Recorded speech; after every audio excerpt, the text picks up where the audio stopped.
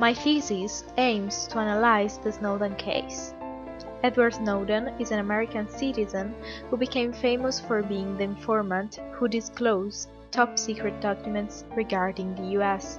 National Security Agency. After escaping to Hong Kong, which he believed to be a safe place and would make extradition difficult for the Americans, he managed to publish documents with the help of 3 journalists from the Guardian newspaper.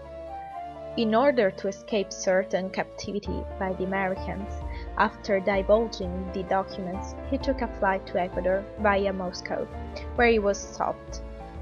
He is currently still in Russia, where he was offered political asylum and residence permit until 2020.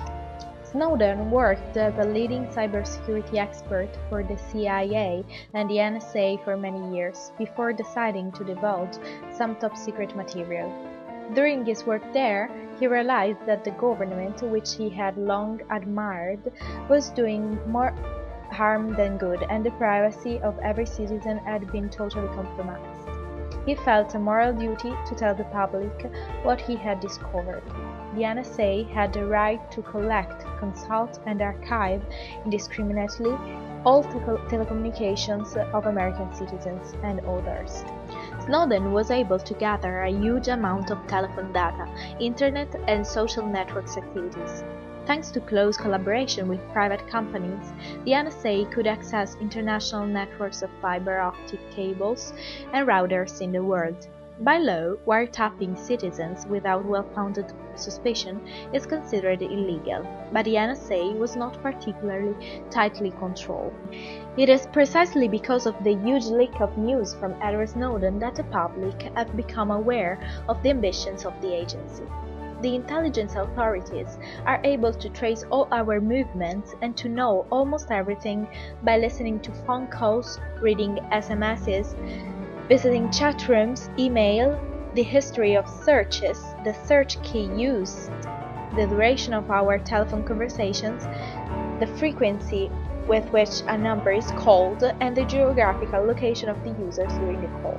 The main documents that Snowden brought to light are firstly, PRISM, a program that allowed the NSA to withdraw the private communications of innocent citizens directly from the servers of the most well-known communication companies in the world, including Facebook, Google, Yahoo, Skype, Microsoft, YouTube, and Apple. The second important document concerned Verizon, a famous US telephone company which was obliged to give the telephone records of all its users on a continuous basis to the NSA, whether they were terrorists or not. Thirdly, Boundless Informant was another program created to quantify the daily surveillance activities performed. Fourthly, Upstream was a program that was used together with PRISM to collect the data that could have escaped PRISM. And finally, XKeyscore, a program that allowed NSA analysts in real time to easily query databases and research the identification of user simply by entering an email address or phone number. The program was also able to discover the chat content and all the useful information about the users, even from old sessions and in every part of the world. There were about 1.5 million documents, of which I highlighted only a handful. Snowden had thus triggered a debate against the governments of the world that illegally invade the privacy of citizens.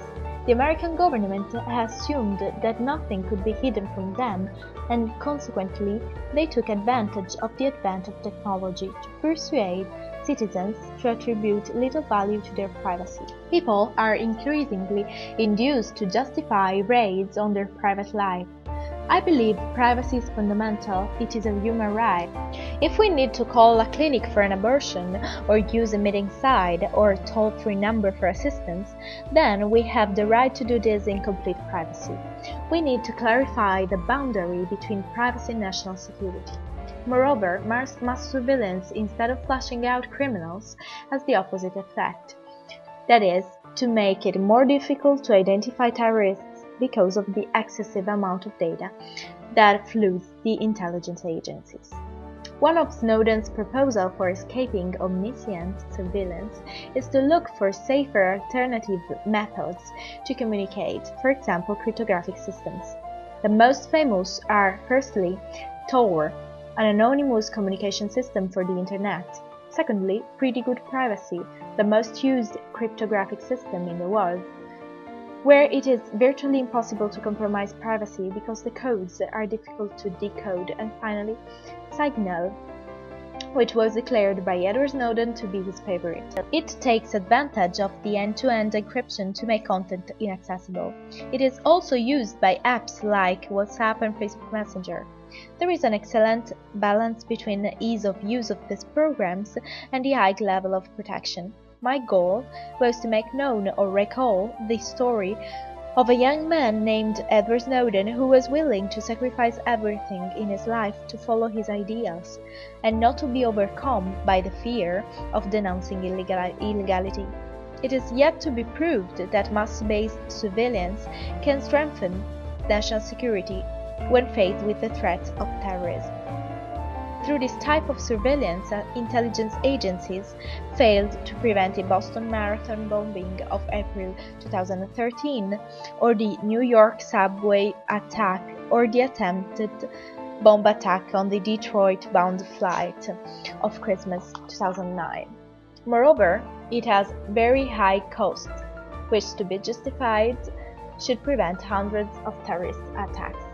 The topic I have dealt with in this study reflects on the subject of privacy, security and freedom, obviously within the limits of my skills, and considering that the issue is extremely complex and there would be much more to say. The right must be applied to anyone in the same way, to the rulers and to the governed. If the state operates illegally, it is the moral and legal duty of citizens to stop it. For a more conscious world.